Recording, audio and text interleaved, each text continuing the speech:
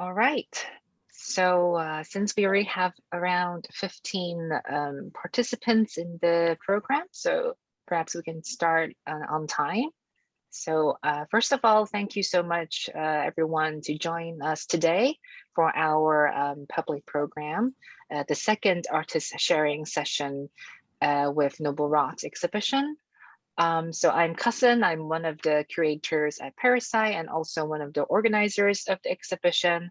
And last week, we have a very fruitful session with three artists that talked about spatiality, the sense of loss, and urban development.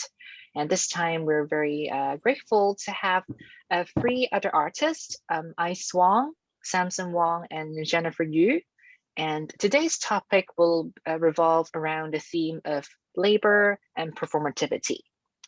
So unfortunately, because of the Omicron situation in Hong Kong, the exhibition is still temporarily closed. But as everyone may know, there are some new development in terms of the relaxation of social distancing measures announced by the government. So we may have some good news for everyone very soon that you may have a chance to see the show before it ends in late April. So without further ado, perhaps it will be very nice to first introduce one of the artists, Ice. So Ice, would you mind give a brief introduction for everyone of perhaps your artistic practice and creative process? Hello everyone, I'm Ice.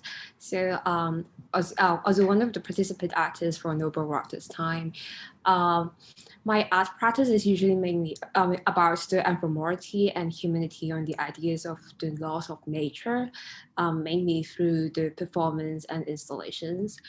Repetitive action is one of the crucial elements in my performance because I'm fascinated by the concept of repetitions, creating uniqueness, which is also strongly influenced by my craftsmanship background from my BA degree.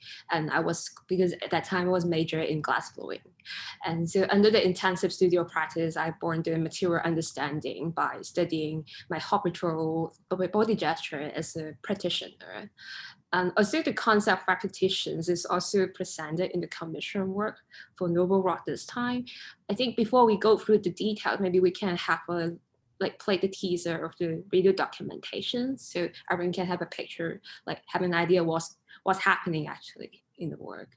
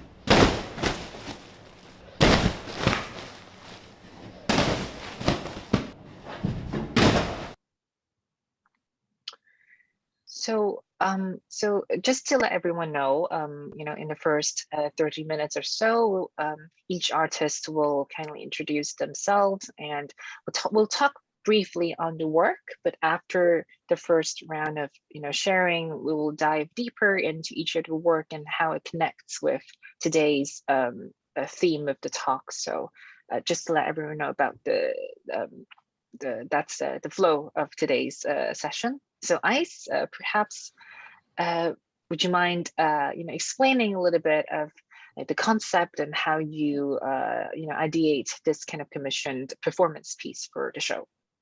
Yeah, sure. So as you see from the video, the setting, the work of the commission work this time is called List.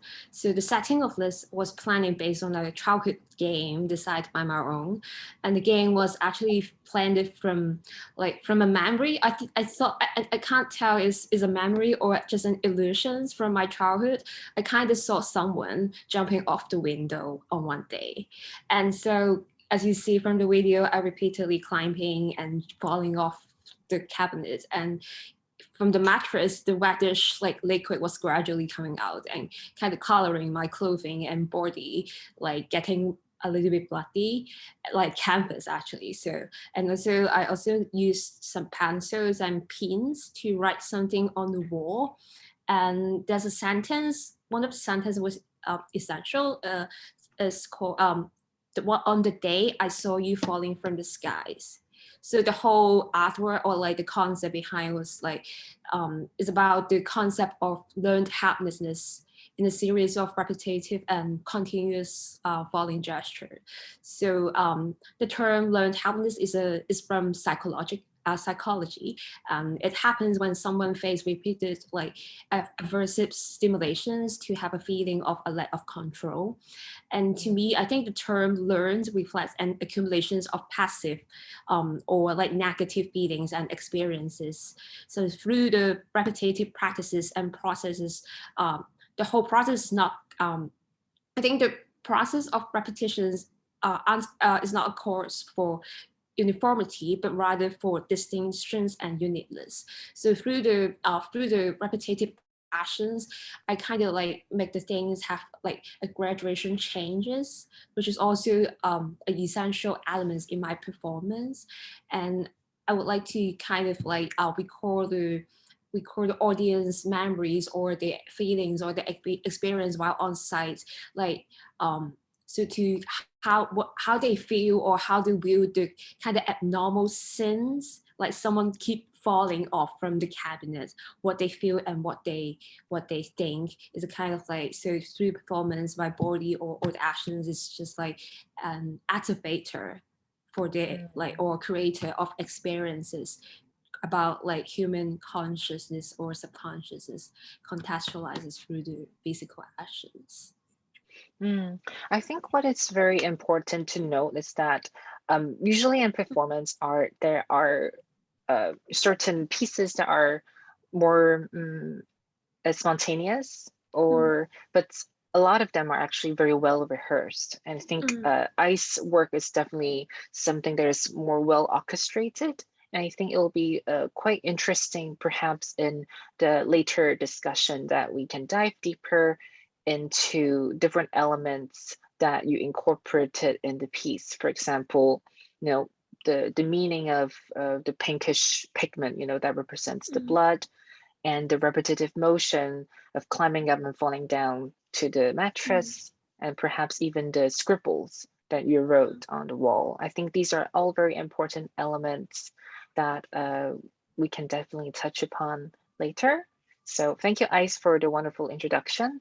So perhaps moving on, we may have Jennifer to talk about her practice and also a very interesting installation piece in the show. So Jennifer, perhaps you can start with your introduction.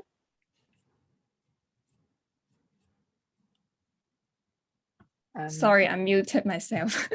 No I'm problem. Jennifer, and before my graduation, I focused on figure sketching and printmaking. And with the background of my dancing practice, I believe that our body contains memory and soul. And after graduation, I started an art project, which is Landscape. And this provides me and some artists a chance to do site-specific arts. And accidentally, I became an independent creator. And this Parasite project provides me another chance to become an artist again, to realize the artwork that I always would like to do it. Yes. So I made the machine right now. In this machine, yeah, go ahead, no problem. In this machine is actually a mechanical that have to involve two people to activate the machine. One will kneel down to roll the wheel anti-clockwise, and one have to lay down on the table, and it will give the pressure on the body who lay down on the table by the laboring person. And the pressure is come from the the tension by the one who is activating the machine. Yes. So I think what is very interesting about this work is definitely the cooperation, but at the same time, it's almost kind of like a torture to the person who is laying on the platform. So I will definitely love to learn more about your interpretation of this kind of, labor, but transform into some sort of pain to another person. Would you like to add a little bit more on that? It's actually talking about labor, because I've always very concerned about the labor that artist is currently facing. Like many artists do not have artist fee when they work with galleries or exhibitions. So I have many questions on that about laboring. And when we work on works, we have to face many pressures from many perspectives. Like we don't have enough production cost, or we don't have enough time to do work. There are so much pressure from everywhere. And I would like to use this work to release our pressure, or for other who are not artists, they can also release the pressure from this machine. I think what Jennifer just pointed out is very important, because I think a general impression, for artists is that they are somehow completely isolated from the capitalist system, as if they are just having such a luxury, staying in their studio, painting, making works, and as if, they don't really need any monetary resources to make all these artworks. But unfortunately, that's not the case. I think artists should be considered as a cultural labor.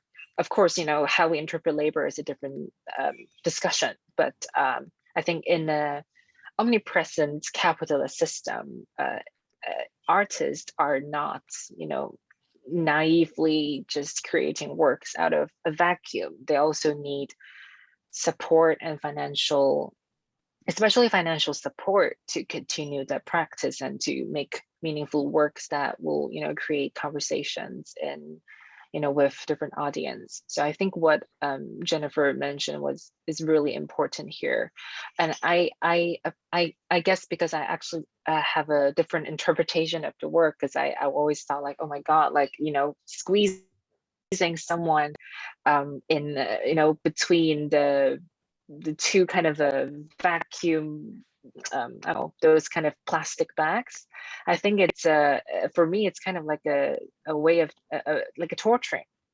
But then Jennifer's interpretation is actually kind of using this machine to allow someone to relieve their pressure, because after squeezing so hard, when it's suddenly relaxed, it's kind of like a very intense massage, and that's a very funny way to present at work. So I kind of, does that idea of yours and inspire you to title the work as High Pressure, Low Pressure? Yeah, it's kind of like your interpretation, but in another way, I would like to because I see that there is a lot of scar literature right now in the art field, and beforehand I mentioned that I believe bodies remembers things, like our bodies contain our soul. I find that when I look at others' artwork, which telling me about their scars, their pain, I cannot feel the same as them. And then I question myself why I would think like that. Why the pain does not add on me like add on them. And then I would like to use another way to initiate the memory out of our body, because it's like something we can never feel others' pain. Like in Hong Kong, we can never feel the cold like those in the northern country. We cannot say that I'm freezing in Hong Kong right now in winter. It's not powerful enough. It's like we are having the loss of memory in the whole generation. So in this work, it's kind of like stimulates our body memories while the pressure is acting on us. Yes. So I think when we talk about labor, it's almost impossible to also not talk about the notion of body.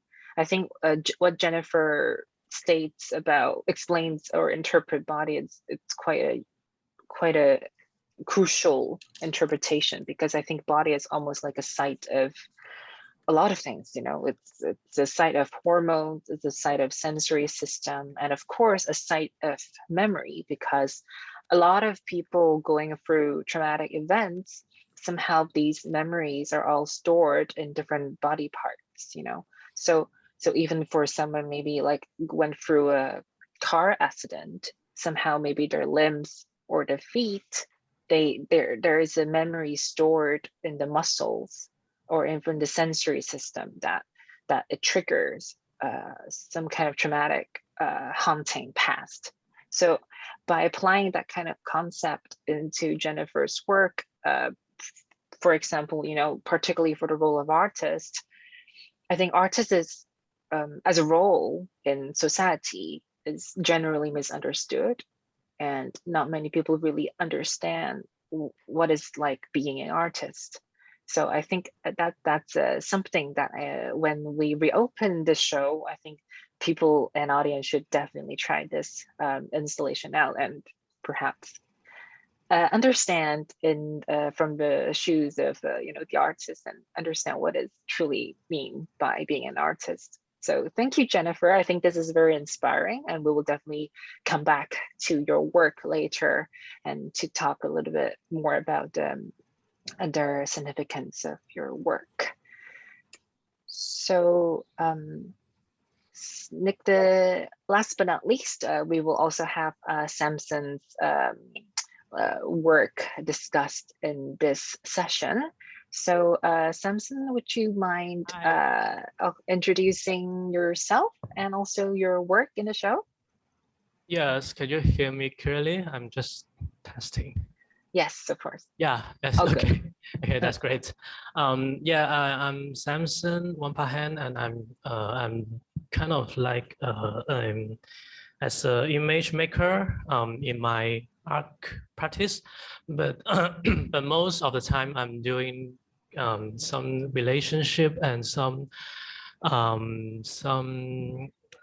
image related to our city. That is the artwork I'm making. So I would like to use my work to represent point of view to look into our city and our daily life. That is my now practice, and I'm thinking. I think this work is called Commuting and Talking. This work I'm doing it from November last year, and this is kind of like a documentary with my friend. While they are commuting, they are getting off their work, and I'm go to visit them and go together and recording our conversation, which is a very long journey. So I make it into a long video and add some subtitle. This is a quite simple process, but my aim is one to kind of like to record their life, and also how their life after graduate from art subject. They are all 4 of them are all by my schoolmates in university. So I'm thinking what they are what they have been changed after they graduate and working for these years. This is my thought at the beginning. Yeah. So perhaps maybe we can play a certain snippet of the video so people we can get a sense of what the work is about. Need some time to load because it's a very long video.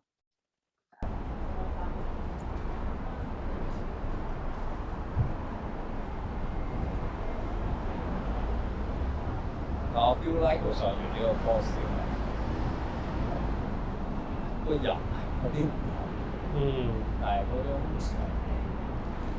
我諗係識表達咗啲嘢咯，比較都可能同視覺藝術好唔同，就係因為你唔會講出嚟啊嘛。你體驗咗啲嘢，但係未必會講到出嚟。唔係話真係好 exactly 講到出嚟，但係至少唔會講出嚟先。即係唔會用語言去表達，咁但係可能係真係做表演係真係要透過一啲身體同埋語言去表達出嚟一啲東西，即係入邊嗰個反思可能係有啲唔同，因為你可以切入嘅角度多咗，係啊。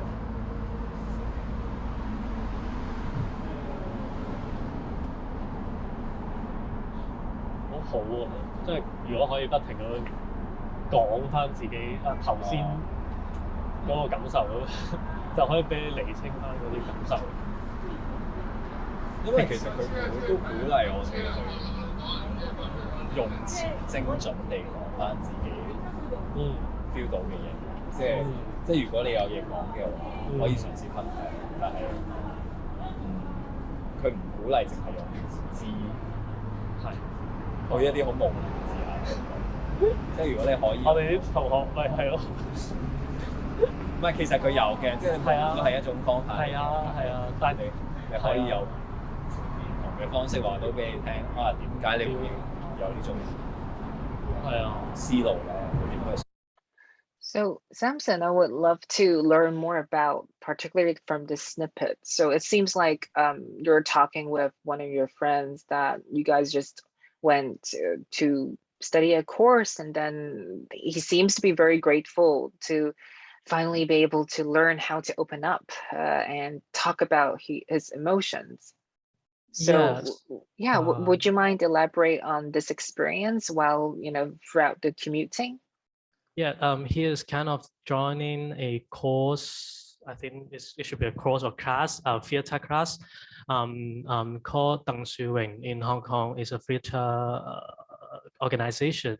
So after before he graduated, he's sometimes doing something like the sculpture of bodies. So I think he would like to explore more about his body. So after his graduations, he went to this kind of theater environment and want to explore more from another art form like performing arts. So this is what he's talking about is they would like to use, they prefer to use the body and the language to represent their feelings or represent the stories. That is what he learned about and difference about difference with visual art. So I think what is interesting to talk about is throughout the process of commuting, I think it's a chance for a lot of different strangers, not just friends, to be able to meet each other out of coincidence and to kind of creating an invisible kind of intertwined relationship between strangers in a city. And especially for Hong Kong, that is such a centralized, condensed, cramped city. This is, traveling in the city on public transport. It's almost like a way to kind of create these meaningful stories throughout commuting.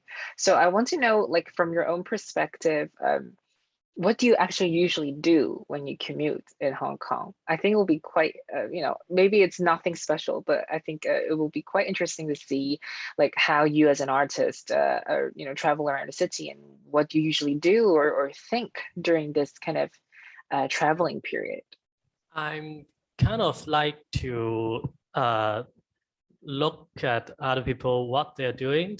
And also I actually did a channel, I think it's a channel, something like that. It's a channel like to record a street for a long time, like 1 hour to a point to another point, like to from Tsim Sha Tsui to Kwai Chung. This way is a long way. So I would like to see to look at the environments and also look at the people.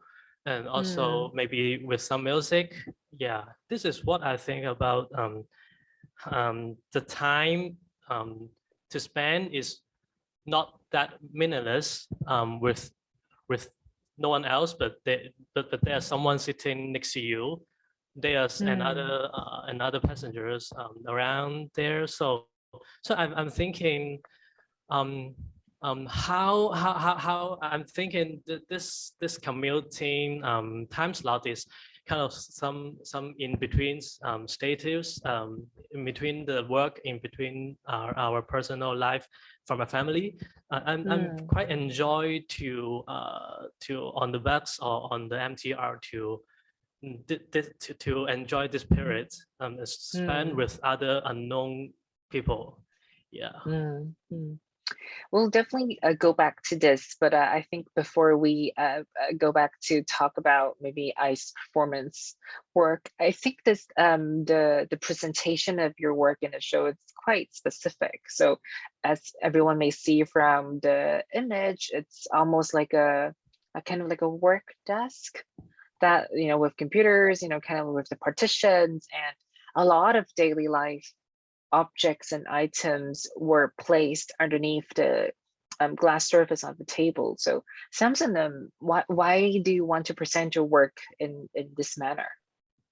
At the beginning, I'm not sure how to present, but I think a monitor would be more suitable because a small screen and you can walk around in different angle and not use lot space, and the people can change the video in different seats. So I think this is a quite a monitor is quite suitable to present it, and then I think how many video I will make. So I will put how many monitor, and also I'm thinking I think if you are working, you should have a table. No matter you are a freelancer, you should have a table at home to pray. I'm not sure, or to do some freelance job, something like that. So I'm want to put a office table in the exhibition space, and also I would like the audience can enjoy more things. So I asked them to provide some personal life or some working related object or 2D paper, some 2D things or paper to put on the table. I think this is kind of something like old Hong Kong or old Chinese style to represent a working table. So I think this will quite interesting for the audience to look around and look into the detail of some object. Yeah. Awesome. So, well, thank you, Samson, for the wonderful introduction of your work. So perhaps now we can move on, for a more serious or deeper conversation about how each of your works may connect with labor and performativity. So perhaps we can circle back to Ice performance piece. So as I mentioned earlier, I think one of the key point to look at Ice performance is the very well presented setting. So because every rehearsed element, I believe, has a story to tell.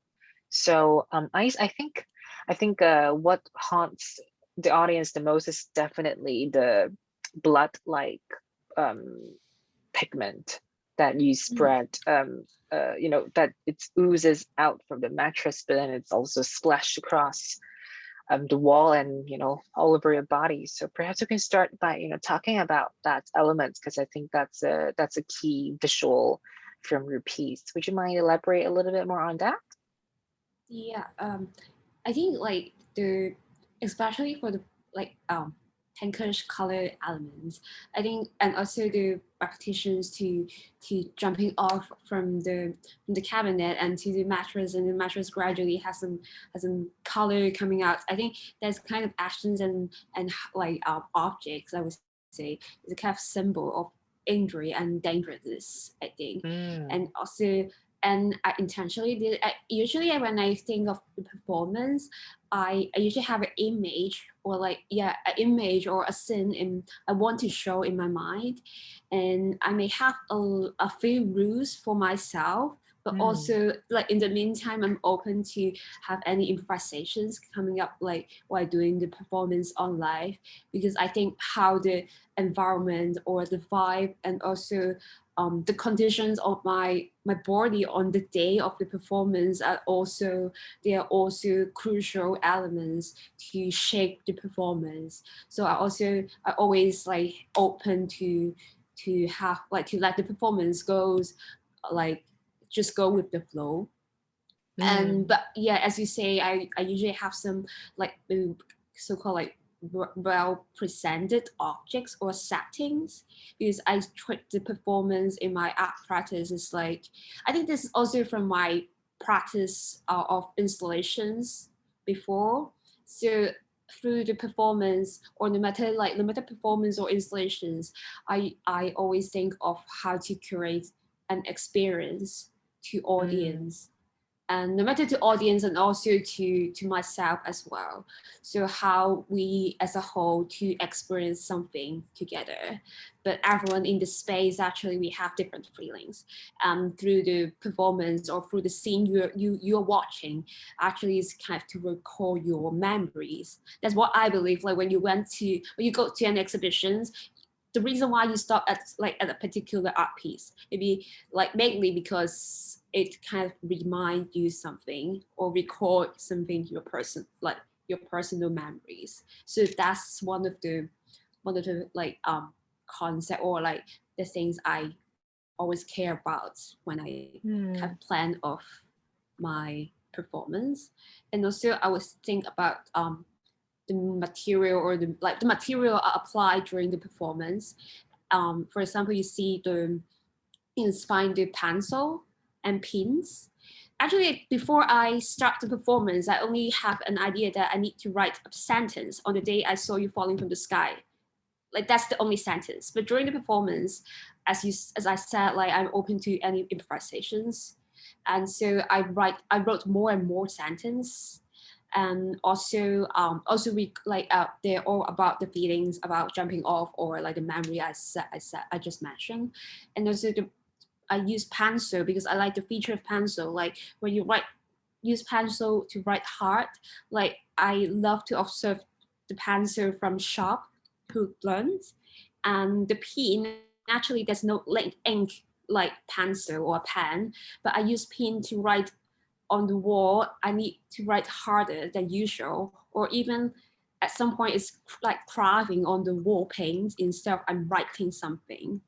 So during the whole process, I think to my performance, I also kept studying the material I'm using. Yeah, that's very crucial to my practice. So I think one of the, first of all, very, very nice to hear about the, creative process, and especially for a performance artist. I think this is very different from, creating a painting or, something that's more materialistic, a practice. I think it's difficult for a lot of people to understand how a performance artist ideates and envision their piece, almost like from scratch. It's almost like just in your mind, right? I think one of the key points of performance art is the energy. I'm not saying that, audience looking at a painting doesn't have an energy flow, but I think it's especially because in a performance art, there is a definite energy exchange between the artist and also the audience, and it's also because of the involvement of the body and the breath. I think especially that it kind of creates a tension between the audience, the viewer, and the artist. So in particularly in this piece, I'm sure visually when someone see you live, falling from the cabinet in such a repetitive manner, I think a lot of participants today, even just looking at a video, may feel quite, I don't know, worried or or kind of like just a very uncanny feeling. And I think performance art, it somehow always triggers something uncanny, in the viewer's mind. So I definitely want to know, particularly from that perspective, how do you want to kind of manipulate that kind of relationship, audience artist relationship in performance art in your work, and how you how do you hope how the energy will flow between the two yes. So I think like when I use body as a medium in performance, I think the powerful thing of performance is because we all, like, no matter the viewer or the artist, we all like human beings. I mean, we all mankind. So it's a kind of strong elements to calling a sense of empathetic feelings. So that's why you feel so unpleasant, or you feel the happiness or the dangerousness through my repetitive actions even in the videos. So I think the relationship between the viewer and the performance artist is quite, sometimes it's just quite naturally happened, especially when the things happened on live. Like, as I mentioned, like I have strong interest about the ephemerality and the humanity of the laws of nature.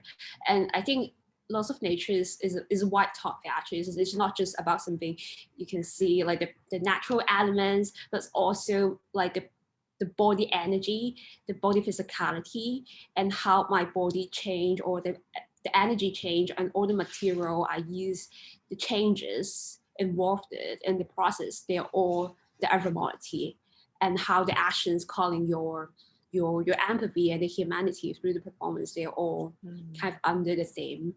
And I particularly like love to pushing the limits further, especially on traditional performance, or like maybe like this time like more like endurance performance. It's kind of intriguing to observe the gradual differences in my physicality and the emotional expressions, and also how the viewer, they give the immediate reactions.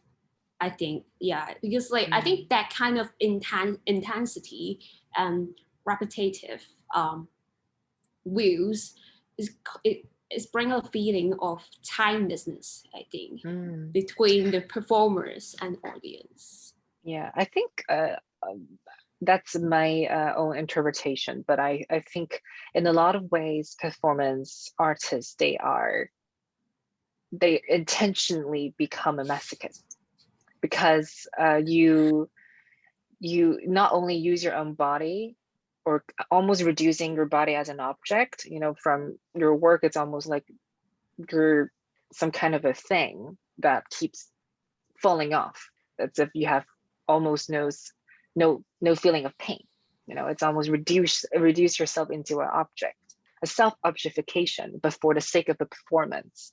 Or even if we look at some of the most famous performance artists internationally, from Marina Abramovich, some of her most iconic performances like Rhythm Zero, literally allowing the audience to use like more than 70 objects on a table and just use them on her body. Or even to Yoko Ono's iconic cut piece, inviting audience to cut a piece of fabric out of her clothing.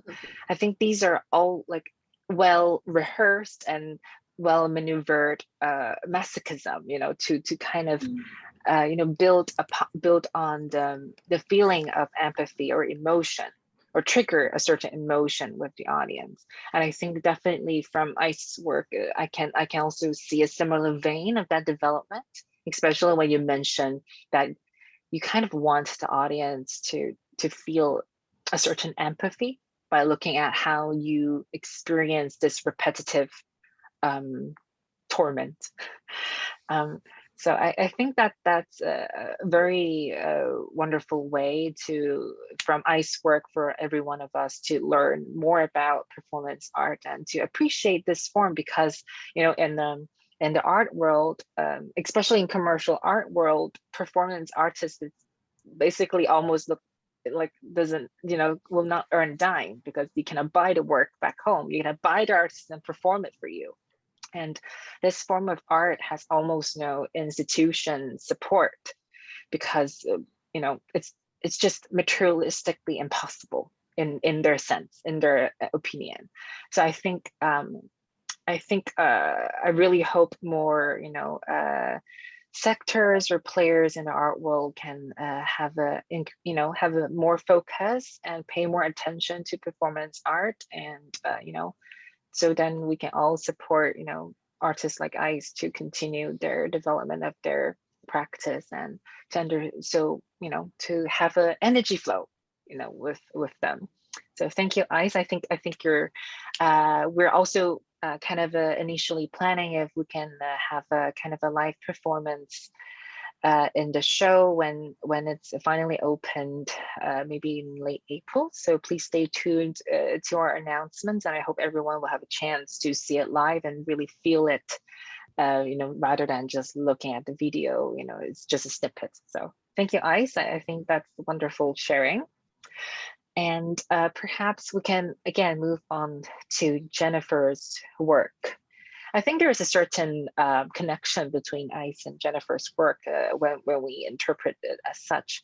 So Jennifer, I definitely want to jump back to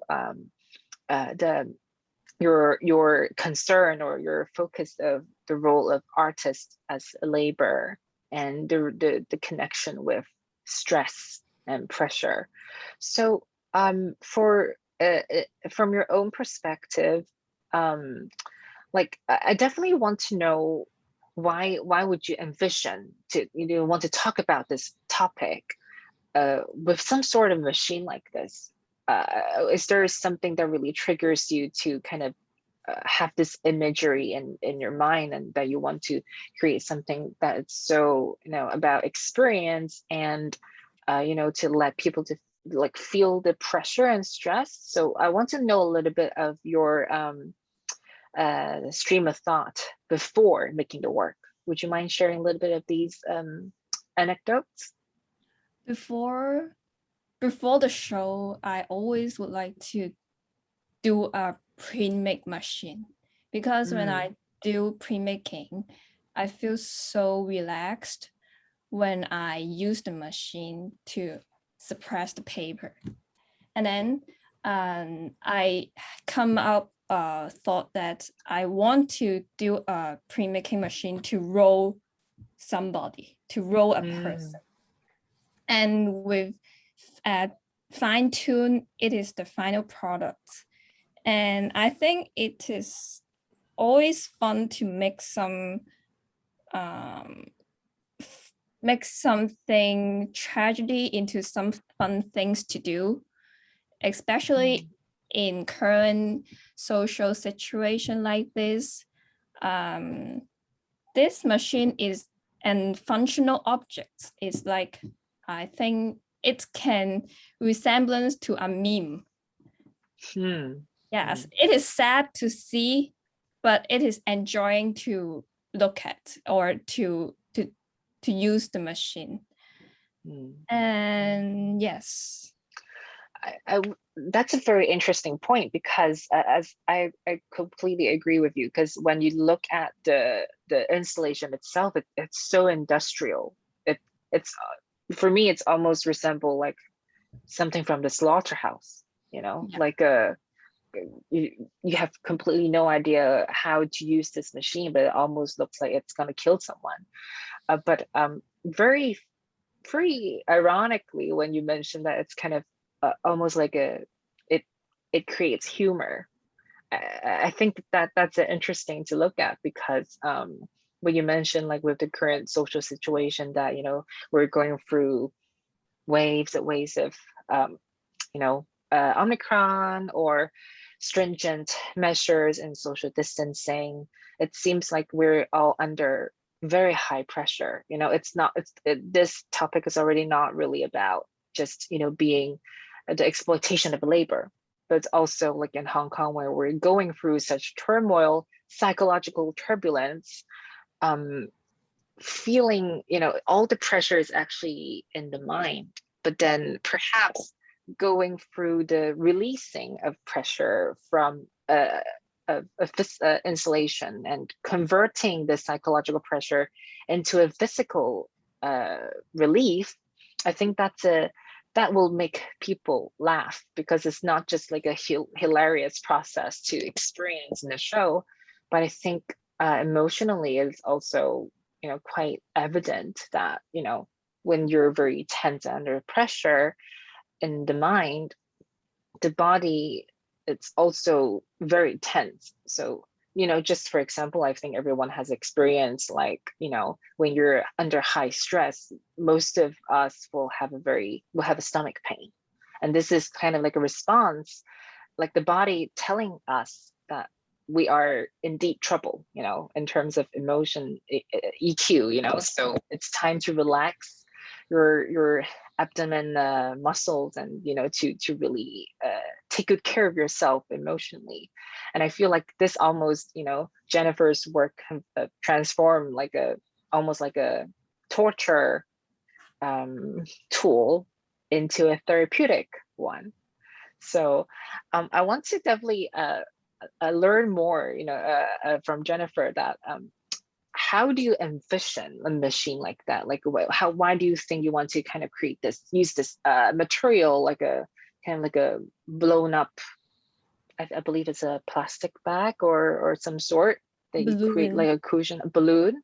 Yeah. And I want to know a little bit more, like why would you like think this you want to present your work as such? I think that will be very interesting. The balloon is like having much pressure inside the balloon so that it's inflate, and when it inflates and it touches the body, it's like the many chemicals that grows on our body. It's like our past experience, however small it was, and it grows our body and it becomes us. And the pressure, although it is painful or it is stressful, but in the end, it grows on us and we can feel release after all the thing we've been through.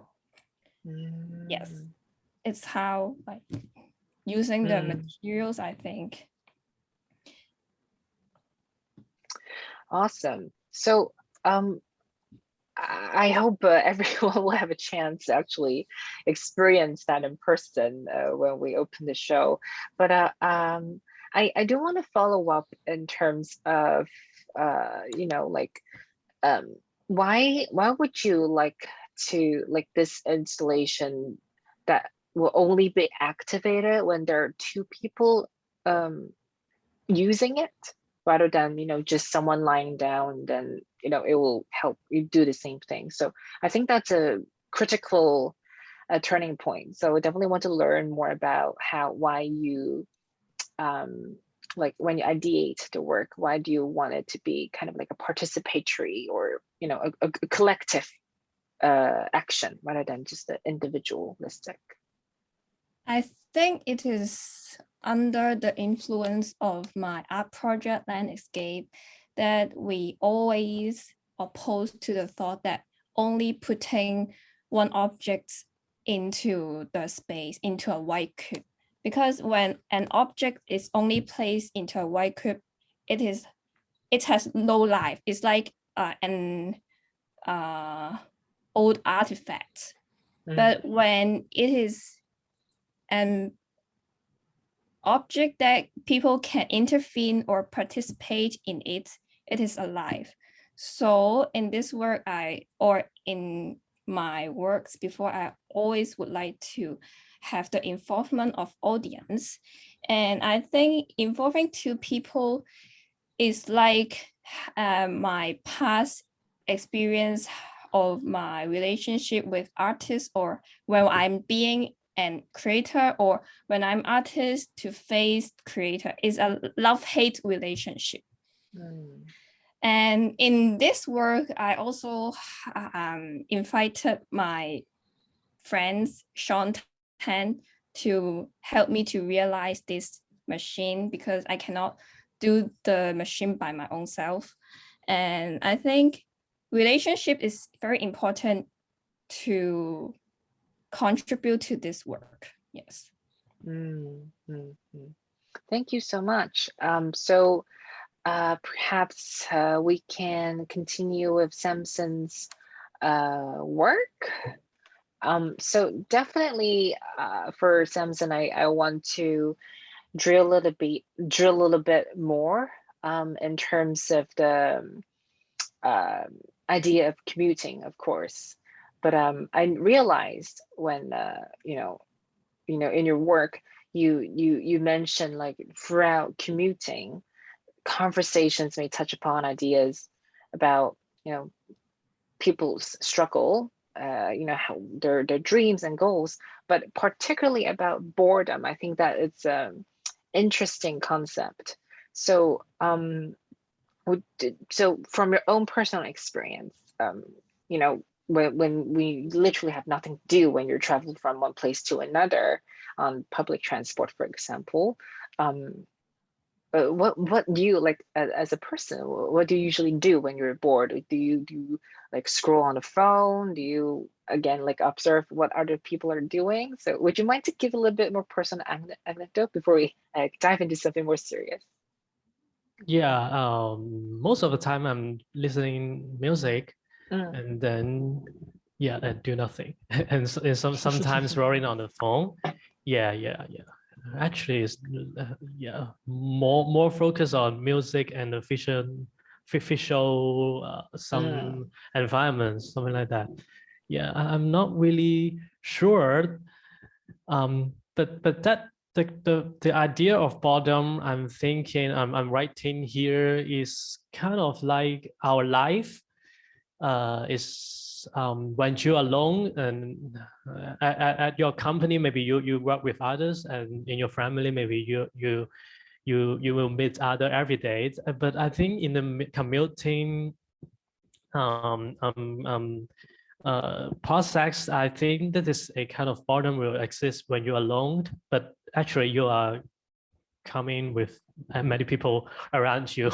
Yeah. So I think that is kind of some contrast in between this in between this I don't know how to say that, the process is quite interesting. So and also when we looking more wider, I'm thinking that our life is kind of more like boredom indeed, because we are work every day and we go work every day and maybe every week 5 days. This is kind of very consistent. So I'm always saying the bottom should be always here, but how you face it depends on you and how you think about this, how you think about the experience. Yeah.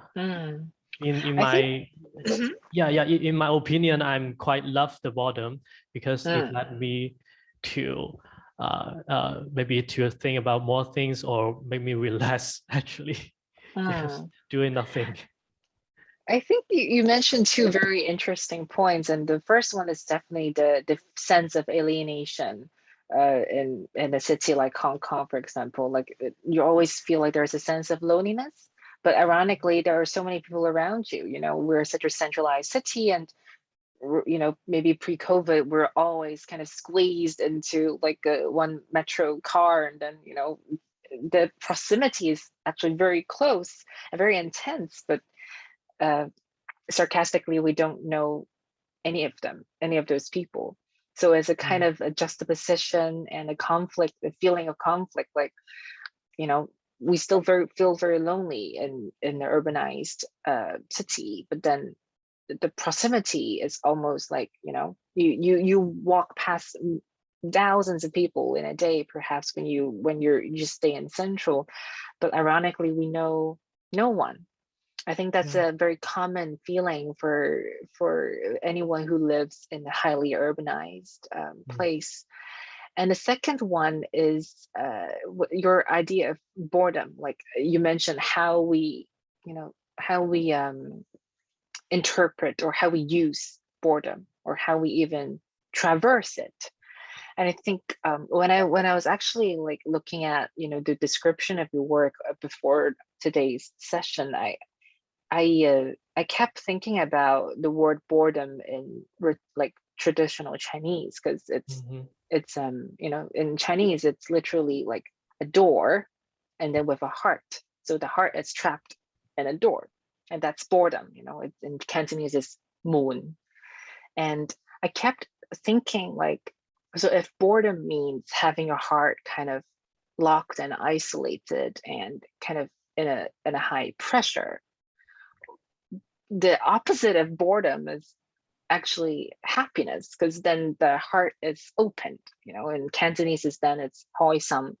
So I think the relationship between boredom and happiness throughout the process of commuting, perhaps this process is literally the period that we may actually realize happiness from boredom, because you have nothing to do, right? We're always so obsessed of filling up our own time schedule that we need to be almost like a workaholic obsessive, you know, an obsessive person. But then what if at that very moment in commuting, you have nothing to do? And what will happen throughout our minds? And, you know, if rather than filling up with all the busyness, so how can we utilize this rare opportunity, a rare, you know, a luxury of time? And from boredom, we realize something else. And I think from your video work or even the setting of the work, it's almost like allowing the audience to have a luxury moment to think of that, you know, being bored, surfing on the net and watching the video, listening to countless conversations between you and your friends about some of the maybe most mundane conversations in daily life, talking about, courses that you guys have registered, or talking about art administration, for example.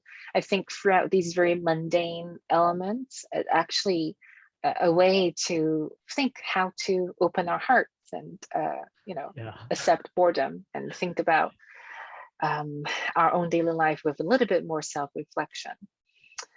And so that, I think that's the wonderful thing about Samson's work. But I also want to kind of connect your work, the element of repetition, by contrasting your work and Ice work, because an Ice performance piece, there is a process of repetition. The action of falling from the cabinet onto the mattress.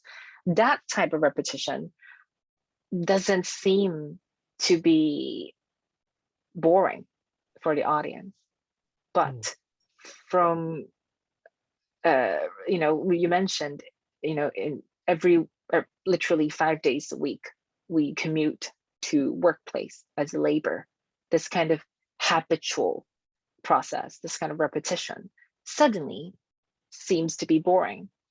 And I want to drill a little bit on that, because I think the difference, the nuance of that, the two types of repetition will be very interesting to create a contrast between the two works. So for you, Samson, actually, as a just as a average Hong Konger, for example, like when you travel every day to work, how does this repetition affect you? How does this kind of habitual cycle affect you? Yeah, a long time ago, I already think about the repetition of the daily life. So I quite like to just keep repeated in my work. So you may see there's so many long video in my past work or this one, and I think that is not that is a great contrast maybe to Ice as a performance. She's like doing an hour or within an hour, and my work is maybe played it for like 3 to 4 hours videos. So I'm thinking this is two kind of time-based work, but that is quite make me interested. Is the time-based work is quite have a power as when you got the experience through the video or through the music or through a performance. You will get into a big environment, and in this field, you may enjoy or get more emotion from the work, or get more the message. I'm not sure, maybe like that, but maybe my work message is kind of like the boredom, or kind of like the daily life, the things, or maybe through the time-based work by Ice. I think that may be a kind of another emotion, more energetic emotion in between. Yeah, I'm thinking that is difference, but at some time the time is quite important to let us or let the audience to get in. That is quite a point I'm thinking. But yeah, the bottom is I think is my work. Some subject matter in between in between it. Yeah. Well, thank you so much for your comment, because I'm asking this question because in the exhibition space, literally, the works, your work and Ice work is actually just separate with one wall.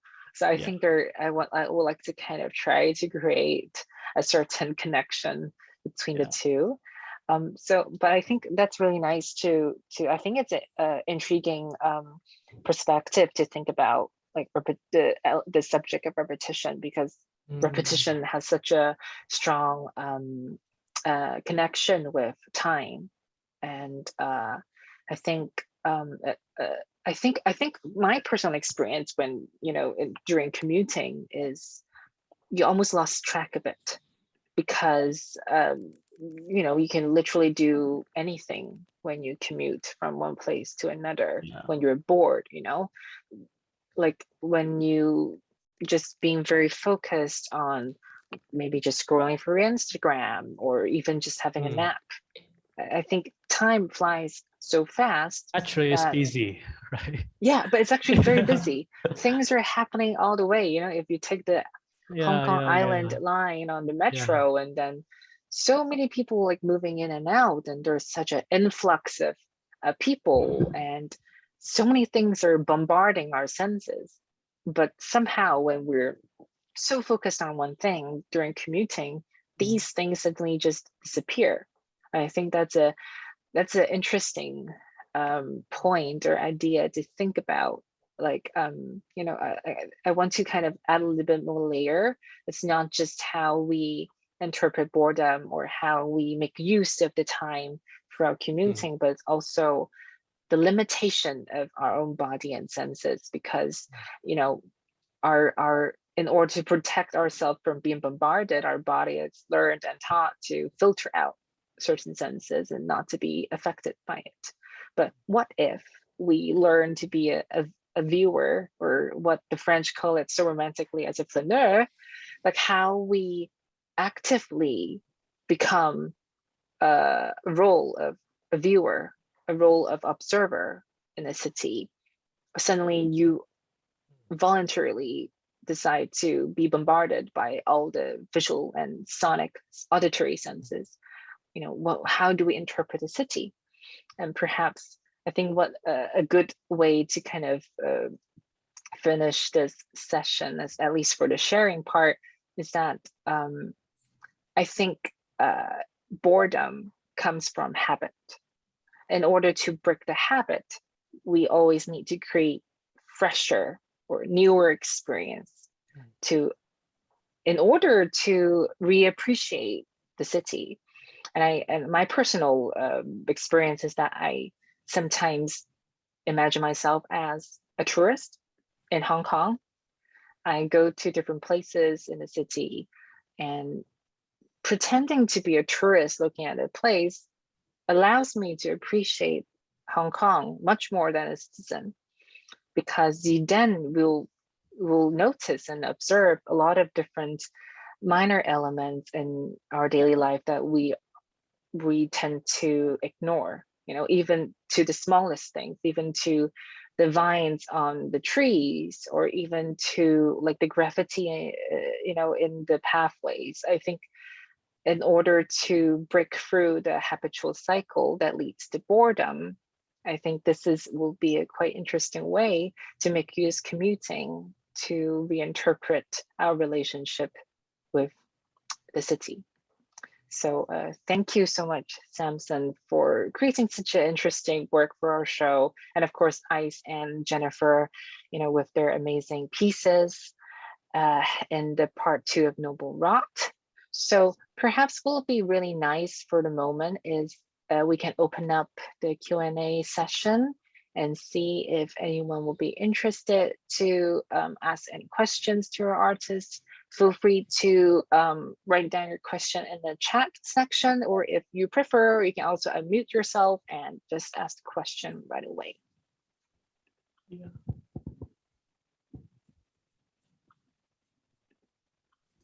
Don't be shy.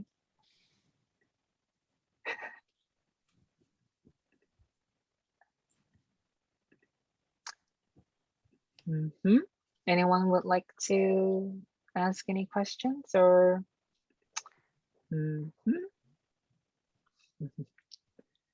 I'll just give a few more seconds.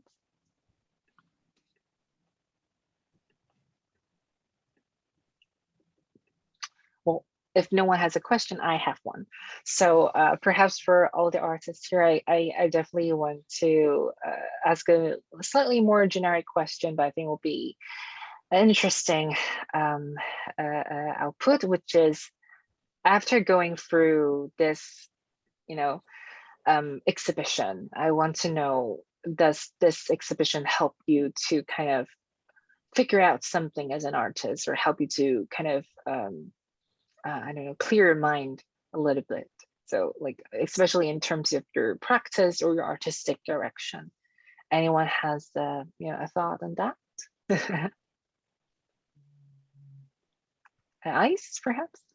Yeah, I think definitely yes, because maybe like the audience may not know, before we have the exhibitions open, we have a series of exchange ideas among the artists, like no matter, I mean, not just for the part 2 of Noble Rock, and also including the part 1 Noble Rock artists, and also with different local artists or scholars or like people from different backgrounds to have a chat or sharing on what we are doing, and they give us like different advice or just sharing what they think about our previous practice, which is so fruitful and important to emerging artists or to young artists, because after graduate from the schools, like none of us have like a supervisor around you to ask advices.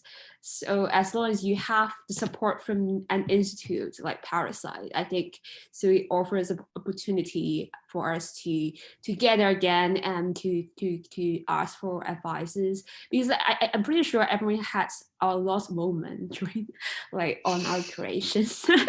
So I think it's really valuable chances to have a chat with different artists, because like I think like most of us, we know each other, we met each other maybe in different openings, but we didn't have a chance to really sit down for a couple of hours to have a chat or castle talk about what do you think about your practice, or what do you think my practice, and also I think like just like what Cusson mentioned about like performance arts, it won't like the ideas won't be concrete, or you won't have like a more understanding, no matter to the artist or to the audience, until you make it happen, make it on live.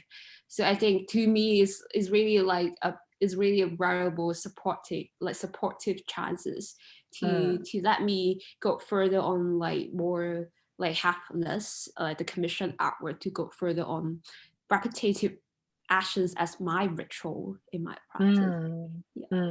So very nice. We have one question from our audience, from Jing. Thank you so much.